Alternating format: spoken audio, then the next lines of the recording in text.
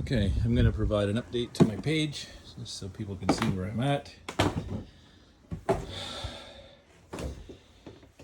In the aft cabin, we've replaced the packing gland with a las drop dripless seal. The engine's been worked on, new heat exchanger, all new hoses. I removed the compressor drive for the air conditioning unit, and I actually installed a NovaCool unit in here. It's up and running now. Works really well. I've refinished the complete aft cabin with a satin finish, new lights, a new fan, and new beds are coming. They're actually made. They are ND mattresses that were cut to fit.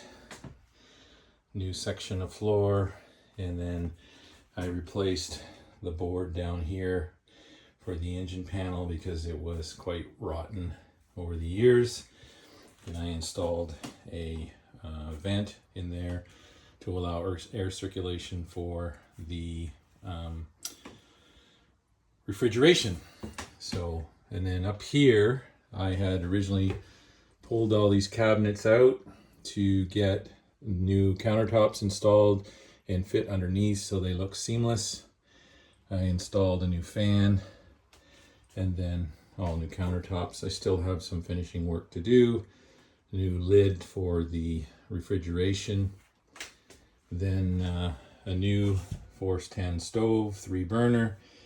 I had to adjust the brackets to make it fit to level and for it to swivel, and move the bracket so that I can lock it in place for sailing. And then of course a new sink with all new fixtures. I replaced the whale fitting with something a little bit more appealing, with a chrome with some adapters. And then to get the sink in, I had to replace all the plumbing, so I removed and installed all new ABS, which will be a little bit more robust. I did have to unseize the through hull, and then I've painted all the inside of the cabinets and replaced the shelves with all new shelves covered with bilge coat to waterproof them. Same thing down here, and there is the pump for the refrigeration unit to pull water out as it accumulates. The floor is done. I still have to do edging and trimming and install a couple doors. So that's it. And then I modified this and got rid of the original Sabre pop-up, and this will lock into place and give me more cabinet space. I also deleted the cutting board here because this sink comes with a cutting board and screens and strainer and all of that stuff. So, and then the nav table, the navigation table. I've refinished all the cabinets, painted inside.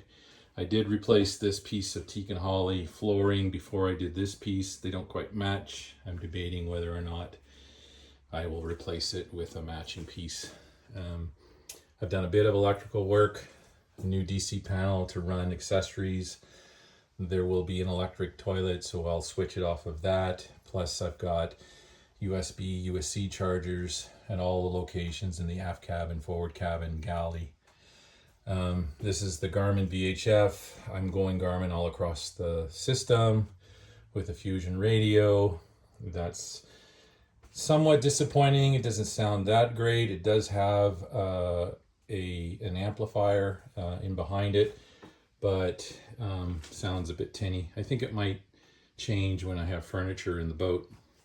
So in the head, I've replaced all of the fixtures. All of the plumbing's been replaced with PEX. I have replaced the fixtures here as well. I cleaned this all up. I have installed filtration down below. There's also, I had to fix the through hull. It was seized, so I did all I needed to do to get that working. I installed a whale pump, diaphragm pump for the shower sump because the PAR pump that was in there wouldn't suck the water out of the drain. So I got rid of it. And to be honest, the whale pump is so much quieter and pumps a lot more water. It can keep up with the garden hose. So it's really good. I've got to install a toilet with an electric macerator. That's got to be done, and I got to put the door back. So that's it for the head, I believe. Now back in the main cabin, I've refinished and reinstalled all of the doors on the upper cabinets on both port and starboard. That's done, that job. I had to clean up all in behind. I've replaced both fronts to both settees. They were quite stained and rotten. So they came out and I built new ones and glassed in new fronts and reinstalled the water tank, again with all new PEX. New hot water heater. It was originally a Raritan, I believe, a bigger one. I don't need that much water for hot water. And then again, more filtration here with the accumulator just to help alleviate some of the draw from the water pump. And then again, you can see the floor has been done, completely redone. And then the staining that was down here is all gone. That was quite a job. The cabin table is back in place. I had to refinish that as well. It had a number of stains on it, so it's been redone. And then I've also done the headliner with a PVC plastic that I got from Rona, and used the old templates to replace with PVC. Now I've got to install some battens in there to match the battens that are here. And then I put in all new LED white red lights, so we have red light at night. And then we've got the V-berth. This V-berth is all been lined with insulation, peel and stick, and then the battens were replaced or reinstalled. I had to clean all this up. Again, low draw fans, those are new low draw fans. Here's an example of the outlets I put in the forward cabin. So you have USB, USB-C. Again, floor has been done. The trim still needs to be put in, but I've actually run out of material. I've also got to install more of the courtesy lights. And right now they're white, and I'm thinking about making them red. So that's about it. It's a far cry from what it was.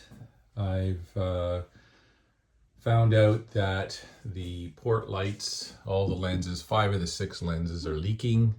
So those will get sent off to Atkins and Hoyle, and I'll have the lenses replaced with acrylic and new seals. Again, new lighting, new fans, and speakers. Yeah, so that's where we're at. Also replaced, I had the hatches done by Atkins and Hoyle. They also have all new acrylic, and they don't leak anymore. They leaked when I bought the boat. Everything leaked when I bought this boat. And the stove is actually propane, so I've already converted the locker to take 2 small bottles of propane, and I've got the line all run. I went with a braided propane line continuous to the locker. I've got to install the regulator and the solenoid still to get that up and running. But it's a pretty nice milestone to have the stove back in place. So, hope you guys have enjoyed the journey. I certainly have pulled my hair out, and but in hindsight, I think it was a really awesome experience. Again, I don't know what to show you down here other than I've cleaned the engine up.